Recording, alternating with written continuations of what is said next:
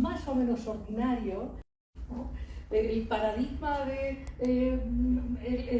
este viaje de la vida es, bueno, pues tú estudia, cásate, ten hijos, etc.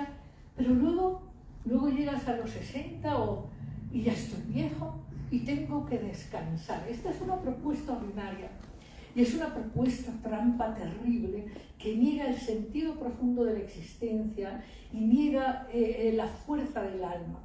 Entonces, a mí siempre me ha encantado conocer, y si puede ser personalmente, gente viva más allá de la edad, mucho más allá. Porque eso es un testimonio que rebasa el conjunto de palabras y de informaciones más o menos interesantes, sin alma. Voy a hacer una confesión, Ana María. Cuando yo era muy joven, me interesaba mucho por el conocimiento, la filosofía, y siempre he querido tener buenos amigos. Y cuando era muy joven me tocó dar algunas charlas y conferencias y entonces yo me tenía que disfrazar porque me parecía ofensivo dar clases a gente mucho más mayor. Entonces me ponía botas altas, ya sabéis, me ponía así muy seria y llegaban a mis clases gente mayor. Me parecía muy interesante, siempre me ha gustado este aspecto de la gente que sabe que hay algo más, que la vida no es sobrevivir, no es juntar cosas, tampoco es simplemente hacer cosas, que la vida es descubrir, es ir más allá, es entender ese misterio. Y para viajar en esta búsqueda profunda, una cosa importantísima son los amigos. Porque los amigos de verdad, no los compinches de copas, que puede ser para un ratito, no, los amigos de verdad hacen que tú reconozcas quién eres. Entonces, los amigos de verdad ni siquiera tienen que ser de carne y hueso. A lo largo de la historia de la humanidad, tú puedes preferir, bueno, que tu amigo sea Platón, claro, si eres inteligente será Platón. Si no, probablemente prefieras Aristóteles, pero bueno, es cosa de gusto. El caso es que no hay nada más apasionante en la vida que el eco del alma. Cuando tú tienes que transmitir algo en intimidad y sabes que el otro, cuando lo dices, lo entiende. Eso es apasionante. Y es muy diferente cuando tú vives con alguien, le cuentas un chiste y se lo tienes que explicar, ¿no? Cuando tú tienes que explicar el chiste, la cosa se empieza a poner tensa, ¿no? Entonces, una de las grandes riquezas es caminar el sendero de la vida de manera auténtica, sin máscaras, con profundidad, con viveza, y eso lo puedes hacer con gente que está muy viva, más allá de la edad, más allá, gente que está viva, ¿no? En nuestra cultura eso no es muy común, porque en nuestra cultura la gente está cansada, y está cansada no porque no quieran estar vitales, sino porque el estilo que hemos comprado como valioso es un estilo enajenante, es un estilo de mucha prisa, desequilibrado, es un estilo de vida donde la gente no tiene vitalidad ni siquiera para los chistes. Es trágico. Ya si queremos que la gente tenga vitalidad para las caricias o para una exploración profunda sobre el sentido de la vida, eso es pedir mucho. No sé si ahora nos preguntáramos, ¿cuándo ha sido la última vez que has hablado íntimamente con alguien sobre el sentido de tu vida más allá de sobrevivir? Más allá de quejarte del tráfico, obviamente de quejarte de los personajes que según tú están creando el caos de tu existencia. Ya sabéis, hoy en las redes el asunto es quejarse, ¿no? Entonces, es tan apasionante encontrar diálogos con profundidad, con esclarecimiento. Entonces, pues yo leí muy atentamente, porque además tuvimos una entrevista que les recomiendo en YouTube, una entrevista preciosa. Bueno, lloramos yo. O sea, es interesante. Es como la alegría de entusiasmarse por la misma flor. ¿no? Bueno, entonces, el libro, que vamos a hablar del libro, es un libro, verán, hoy, en esta prisa, queremos lograr cosas. Y cuando la vida ya se nos vuelve muy, muy aburrida, porque la pareja no entiende los chistes, está muy cansada, cuando la vida se vuelve amenazante, energéticamente, económicamente, entonces decimos, no, yo estoy mal, yo tengo que aprender cosas. Y entonces me voy a constelaciones familiares, a ver qué me pasa ahí. No, pero si no me funciona eso, voy a una sesión de runas. Si no voy a que me echen el tarot. Ah, pero he oído de un chamán. Ese es bueno, está en San Luis Potosí. O quizás una buena sesión de ayahuasca me resuelva el tema. Todo eso es... Yo no entiendo por qué la gente no se da cuenta de algo tan sencillo. Es tan sencillo como cuando en el siglo XIX había que ir a misa muy bien vestido, ¿no? O había que invitar al obispo, porque el obispo tenía más santidad y entonces tu vida te iba mejor. Esta idea de que la espiritualidad es un asunto que tú puedes comprar. Si el retiro es muy caro, te va mejor. Todo eso es una grandísima ilusión, es una promesa vacía. Por eso no basta, por eso tienes que ir a este curso y al otro, y al otro, y al otro, porque en realidad tú ni siquiera has empezado a entrar en la espiral del viaje hacia tu propio ser. Porque para eso hacen falta verdaderos hacedores de mapas. Hacen falta hacedores de mapas. Y los hacedores de mapas son gente que los ha transitado. Si la gente no ha transitado, puede repetir un mapa que oyó, pero es muy peligroso. Ajá. Y hoy hay muchísima gente que replica mapas que no ha vivido, ¿no? Hoy puse un post que dice, si no lo has cocinado, no des la receta. Entonces, ¿qué hace falta? En la vida, en nuestra vida, hay una abundancia de sabiduría y conocimiento que es abrumadora. Nada más que esa no la vemos. No la vemos porque lo que queremos son los destellos de eso que fácilmente te va a llevar a una experiencia de iluminación, una experiencia de abundancia, una resolución de las generaciones anteriores en una sesión de constelaciones. No estoy diciendo que no esté bien al que le guste o que quiera divertirse viendo a que le echen el tarot. Está muy divertido y está muy bien. Yo doy clases de tarot a veces, ¿no? Como viaje del héroe. Sí, pero el sendero de la vida no está ahí. Son los lenguajes a través de los cuales tú puedes expresar un viaje de la vida en donde lo que tiene que haber es compromiso, continuidad, persistencia y transformación. El viaje de la vida es un viaje hacia lo hondo y expansivo y maravilloso del misterio de quién eres. Y ese viaje requiere buenos guías. Entonces, en ese sentido, a mí me parece que alguien que tiene, yo se lo dije públicamente, alguien que tiene la valentía de expresar vulnerablemente cómo ha ido recorriendo el camino paso a paso, es una oferta importantísima. Porque esa intimidad, esa vulnerabilidad es poco común. Es poco común. No sé, hay gente como Jung, por ejemplo, que es capaz, hay un texto de Jung, que es muy vulnerable también, recuerdo Sueños, Pensamientos, donde él te puede contar, bueno, sus tribulaciones cuando era niño o más joven, en fin. Pero yo creo que esos son los guías y eso es lo que merece la pena. Si uno se quiere distraer, está muy bien, pero el viaje nadie lo va a hacer por ti. Por mucho que pagues cursos caros, si lo haces, lo haces, y si no lo haces, no lo haces. Y para hacer el camino requieres un hilo conductor, una reflexión profunda, honesta, veraz, sin falsas promesas, que te lleve verdaderamente, como así ha sido dicho hoy aquí, que te lleve a disfrutar del insomnio, porque tienes mucho todavía que ver, que entender, en donde el insomnio no es la dificultad de, ay, mañana estaré cansado, no. Si el insomnio es como los buenos, entonces es que tu alma te está golpeando y te está diciendo es ahora, no es después.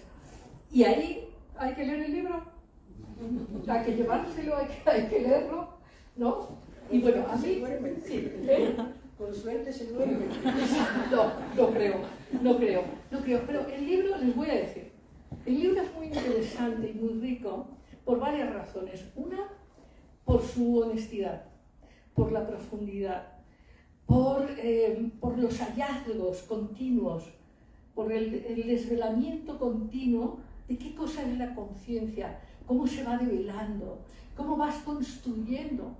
Y bueno, desde luego hay referencias a autores importantes, a Saglioli con ¿no? Psicosíntesis, y hay otras referencias. Una cosa que me emociona del libro es tu encuentro con Ram Dass. La tienes que contar hoy aquí. Tienes que contar esas cosas que son estas que cuando estás ahí, todos los discursos vacíos, todas estas angustias de qué van a pensar de mí y no soy nadie y no he logrado nada, todos estos temas que nuestro mundo está infectado por Dios. O sea, el problema de México no es López Obrador, el problema de México es la falta de amor por la identidad de cada mexicano. Eso es lo que yo creo, ¿eh? Eso puede producir lo que ustedes quieran, le pueden ir a un bando o al otro, pero es un espejo.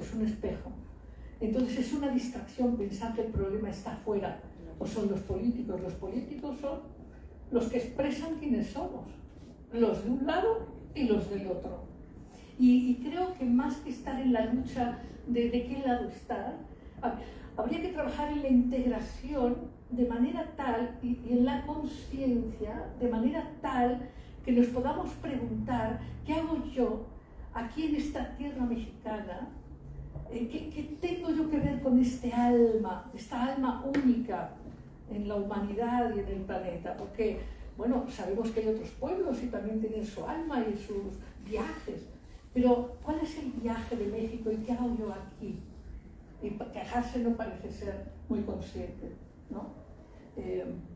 Pero en fin, es una pequeña desviación, ¿no? En que nada hay casual. Si tú estás caminando este suelo y estás viviendo este momento histórico y te tocó el temblor del otro día, eso te corresponde, eso es tuyo.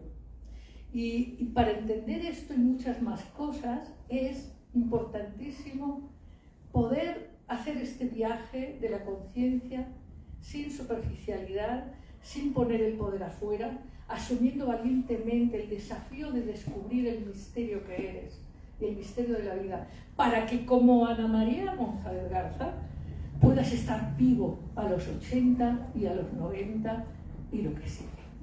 Para que tengas esta pasión de, es que sigue, es que la expansión sigue. Este estadio aquí es apenas un rato y una pequeña estación. ¿Qué les puedo yo decir? No se pierdan el libro tiene una estructura sólida, acompaña súper bien, y esto que les decía hace un rato, en la vida hay que tener amigos. A veces los mejores amigos están en un libro. Aquí tenemos la suerte de tenerla aquí, de invitarla a comer, en fin, de ver una película o 2 o 5 con ella, que puede ser muy interesante compartir esas miradas. Pero los buenos amigos a veces están en esta cosa, cuando los libros son íntimos, honestos, profundos y sabios. Y esto es... Entonces cómprenlo, ya saben, en estas cosas lo que hay que hacer es comprar 5 para regalar. Entonces hay que salir de aquí comprando 5 libros para los nietos, para los primos, para los vecinos, o si tienes algún enemigo, bueno, también se lo puedes regalar en esta transformación de integrar eso que no te gusta, ¿no? Muchísimas felicidades.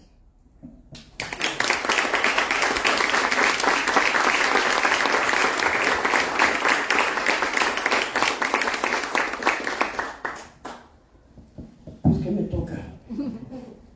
Bueno, antes que nada, 1.000.000 de gracias a los dos. Carlos es mi marido, entonces es lógico que hable tan bonito de mí. Y esta maravillosa mujer, que ella dice haberme conocido hace mucho tiempo a través de los libros, pero que yo la conocí realmente hace 2 o 3 meses. me invitó a hacer una entrevista con ella que nos costó un trabajo infame, porque mi computadora no servía y era por Zoom, hasta que llegó tu magnífico ingeniero a mi casa y logramos la entrevista. Fue algo delicioso y lo he comentado con mis hijos, con mis cuates. Decir, me encontré a una verdadera amiga, una de esas amigas del alma que dices, la conozco desde que nacimos, ¿no? Después yo le platicaba a ella, le digo, es que no fue una entrevista, fue un entrevernos, porque ella me hacía alguna pregunta y yo contestaba algo y ella enriquecía aquello, y como tú dices, fue un encuentro. Yo siempre digo que hay que estar abiertos a lo que es el milagro del encuentro. Cuando menos piensas y cuando te abres y te entregas, ahí está la persona con la que tienes que estar. Ahí está la persona que te va a enriquecer.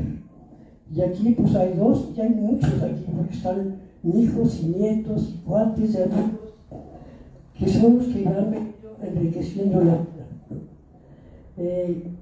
Ya he dado este año 87 vueltas al sol, o sea, tengo una cantidad de kilómetros andados brutal, pero como dice un poco aquí mi amiguísima Lidia, ha sido un caminar de aprendizaje. Durante algunos años estuve trabajando en la Iberoamericana mucho tiempo, 25 años casi, cuando yo descubrí lo que era el enfoque transpersonal. Estaba yo en desarrollo humano, el humanismo, un ser biopsicosocial, y de pronto entro en contacto con Ram Dass, y Ram Dass me hace ver que caramba, eres algo más que mujer, algo más que madre, esposa y maestra, que era lo que yo quería ser. Eres una persona, y eres una persona que tiene un potencial innato gigantesco. Y el camino de tu vida es ir recorriendo esas etapas de tu desarrollo y ir actualizando ese potencial que desde el momento en que naciste. Ese descubrimiento para mí con Ram Dass fue descubrir una dimensión más a nuestra naturaleza humana. La naturaleza humana desde el humanismo era decir, soy un ser biológico, psicológico y social. Y ahí se acaba. La persona tenía que funcionar plenamente, como decía Carl Rogers, a nivel biopsicosocial. Cuando yo conozco a Ram Dass y me meto a ver qué es esto de lo que está hablando este hombre, y me encuentro que es el paradigma transpersonal, y que nos decía, realmente el ser humano tiene una cuarta dimensión. Esa cuarta dimensión es la dimensión espiritual. Y entonces la gente se asusta. La espiritualidad, la iglesia, la religión, las normas, las leyes, los pecados. Y espérate un momentito, la espiritualidad es algo tuyo, algo que nace contigo.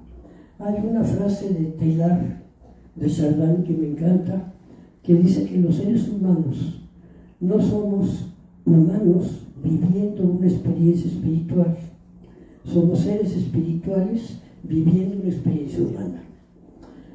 Si entendemos la espiritualidad como esta capacidad de cualquier ser humano, de cualquier raza, independientemente de todas las diferencias individuales. Creo que se ha parado. Digo, independientemente de las diferencias individuales que son tantas, capaz que me escuchan mejor que No. Bueno. Para que se grabe. Nos encontramos con la espiritualidad como esa capacidad innata de ir más allá de lo meramente humano, ir más allá de mi cuerpo, ir más allá de mi mente, de mis afectos, de mis experiencias, para entrar en contacto con aquello que me trasciende. Aquello que le ponemos tanto nombre. Se le llama Dios, se le llama Alá, se le llama Krishna, se le llama naturaleza, se le llama energía, se le llama lo absoluto. Bueno, eso que nos trasciende, Albert Einstein dice muy lindo, dice es el arquitecto del universo, el arquitecto superior del universo. O sea, el nombre que le daremos o que le demos es algo que está dentro de nosotros. Somos seres espirituales viviendo una experiencia humana. Y en la medida que esto lo vamos comprendiendo, todo aquello que hacemos tiene esa característica. Como dice bien mi amiguísima, no necesitas, aunque es divertido y es bueno y sirve, pero no necesitas ir a que te enseñen a meditar o que te enseñen a echar el tarot o a echar, no sé, las cartas o que te adivinen adivinaron un día con la ceniza de un cigarro y después de muchos años había cumplido todo aquello que me dijeron, lo cual no acabo de entender. Pero bueno, todo eso quizá nos da tips de lo que podemos hacer. Pero la única forma de sabernos, de conocernos, es echarnos un clavado para adentro. Mientras más buscamos hacia afuera, más nos atarantamos, más nos distraemos, y entonces no vamos a encontrar ese ser, esa esencia que soy y que somos todos. Y ahí vuelve a quedar a hablar de que somos microcosmos en una relación interna, íntima, con el macrocosmos. Me preguntaba ahorita que entré en contacto con, Dios mío, que entré en contacto con el holismo, Carlos lo comentaba también, y el holismo no es más que decir todo lo que existe, desde el átomo más pequeñito hasta el ser más grande o aquello más grande que podamos ver, todo es un holón, o sea, una partícula que forma parte y participa de un sistema más amplio. Toda la teoría de sistemas va por ahí, o sea, este sistema se complementa con este otro y este otro y este otro. Si así nos vemos cada uno de los seres humanos, si no nos damos cuenta que estamos conformados por millones de holones, nuestras células, nuestros órganos, todos son holones, y este holón se complementa con los seres humanos, y nos complementamos con la comunidad humana entera, nos vamos dando cuenta de la totalidad. ¿Y qué es la totalidad? Es el espíritu. Entonces, ¿cuál fue mi camino extraño para llegar a esto? Pues no sé si lo primero fue mi abuelo. Mi abuelo murió cuando yo tenía 6 años, pero me dejó una huella imborrable con su forma de ser conmigo y tal. Pero muchos años más tarde, me llegaron unos escritos de él, que había escrito unas conferencias que había impartido en la Sociedad Mexicana de Teosofía, que él había sido fundador en México junto con Krishnamurti. Krishnamurti estuvo en casa de mi abuelo. A la hora que yo voy leyendo aquello que mi abuelo escribió sobre de dónde venimos, qué es la conciencia, qué es la muerte, qué es la vida, qué es la reencarnación, yo decía, esto ya me viene genéticamente, o sea, era un descubrimiento maravilloso. Curiosamente me llegaron estos escritos de una prima mía que me dijo, encontré unas cosas del abuelo que te voy a mandar porque son de tu onda. Pues venga, ¿no? Pues eso que era de mi onda llegó exactamente cuando yo escribía el primer artículo sobre el espiral de la conciencia, sobre el proceso de desarrollo de la conciencia desde el momento de la concepción hasta después de la muerte, ¿no? Pues resulta que mi abuelo ya había escrito aquello en 1919. Y entonces fue entablar un diálogo con él. Y entablé un diálogo con él diciendo, esto es lo que tú decías entonces, porque cada una de las conferencias que dio terminaba diciendo, hasta aquí hemos llegado a descubrir en la teosofía, que era la ciencia del estudio de Dios, hemos llegado a descubrir hasta aquí esto sobre la conciencia, sobre la relación, en fin. La ciencia y la tecnología nos van a decir más en años siguientes. Entonces yo, 80 años después, le decía a mi abuelo, porque lo escribí todo esto, le decía a mi abuelo, aquello que tú decías, ahora fulano dice y perengano torna. Resulta que con la pandemia, ya voy a terminar, con la pandemia, pues este silencio... Ahí está muy bien. Solo un palmo, con un palmito se oye mejor. Ajá. cosita. Bueno, en el momento de la pandemia, y que fueron 2 chaparros, fueron 3 años, encerraditos él y yo, cada quien en su estudio, platicábamos de vez en cuando. Fuera del mundanal ruido, pues que empiezo a reaccionar otra vez y a reflexionar y a darme vueltas todo, o sea, el sentido de la vida, que era la conciencia, en fin. Y entonces me dediqué a escribir, porque se me da a escribir. Entonces me siento en la computadora y es como si alguien me dictara y salen las cosas. Entonces empecé a escribir y lo primero que salió fue de dónde venimos, ¿no? Nos dicen que venimos del Big Bang, el que creó todo el universo que estamos viendo, y hermano, no es cierto. O sea, ¿qué había atrás?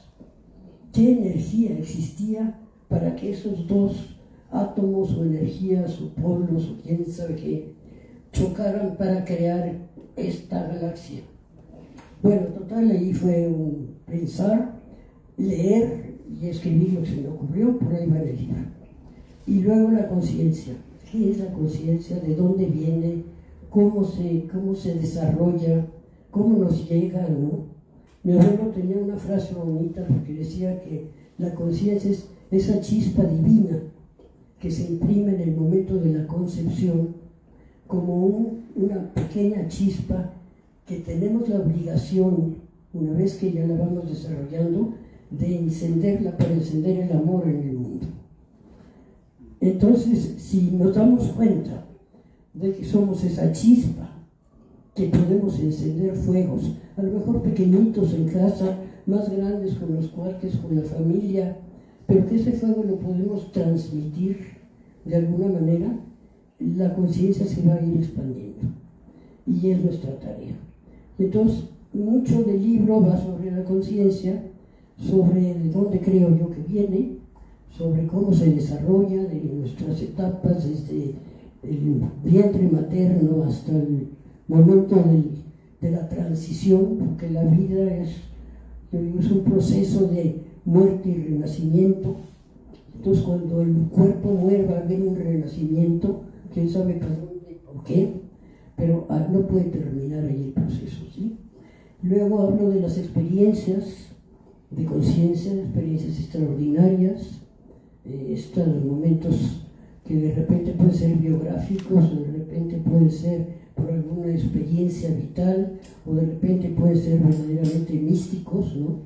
En donde perdemos contacto con el pensamiento que descansa y se vive la experiencia de totalidad. También por ahí hay mucho escrito. Luego me meto con la muerte, me meto con la reencarnación, en la cual no me gusta creer, y termino diciendo un capítulo que le llamo Navegando con la brújula de la incertidumbre. Yo quería que así se llamara el libro, y lo platiqué con Agustín Paniker, el editor de Kairos, que es mi cuate y lo quiero mucho. Y me dijo: Ana, eso de la incertidumbre no se vende mucho. Entonces mejor hay que pensar en otro nombre, bueno, pues la espiral de la conciencia, ¿no? Pero ¿en qué sentido era esto de la brújula? Cuando yo estaba en tercero o cuarto de primaria, mi maestra nos enseñó que el norte siempre estaba enfrente de nosotros. Y yo así viví muchos años. De ahí toda mi desorientación espacial. Para donde yo volteaba hasta el norte, pues el sur para atrás, y el este y el oeste. Entonces, cuando yo empiezo a ver todo el asunto de la conciencia y su desarrollo, digo, es que he venido navegando con esa brújula que se mueve para todos lados y yo no sé por qué se está moviendo, si el norte está por enfrente, ¿no? Total, que por ahí desarrollo un poquito toda esta idea de cómo en la medida en que cobramos conciencia, la brújula se detiene. Ya no danza como loca, la brújula se detiene en ese momento de ser lo que soy, en ese momento de vivir lo que estoy viviendo en el aquí y el ahora, que no estoy pensando en Chihuahua, es que ayer lo hice, ya lo de ayer no lo podemos arreglar, o mañana quién sabe si voy. Entonces vivir en el aquí y el ahora, que es el único momento de nuestra vida en que podemos hacer cambios, ¿no? es cuando la brújula se detiene. Más o menos de esto trata el libro. A lo mejor le sirve para dormir, a lo mejor al revés, ¿no? Pero es el primer libro que escribo en el que siento que me desnudo un poco. O sea, los otros libros los escribí todavía cuando estaba yo en la academia, y como estar en la academia implica, pues tenía que ser muy racional, muy fundamentado, con 20.500 teorías explicadas y poquito de aquello que yo pienso soy. Y este fue al revés. Esto pienso, esto creo, esto he reflexionado, esto me preocupa, esto me inquieta, esto soy en aquí y ahora. Quién sabe mañana, quién sabe más tarde. Pero lo que fui, y entonces sí dije, bueno, ahora lo voy a hacer al revés. Escribo lo que soy y lo fundamento por si a alguien le interesa saber que gentes dijeron esto antes que yo. O sea, no estoy inventando el hilo negro. Entonces les agradezco mucho que hayan venido. Pues muchas gracias.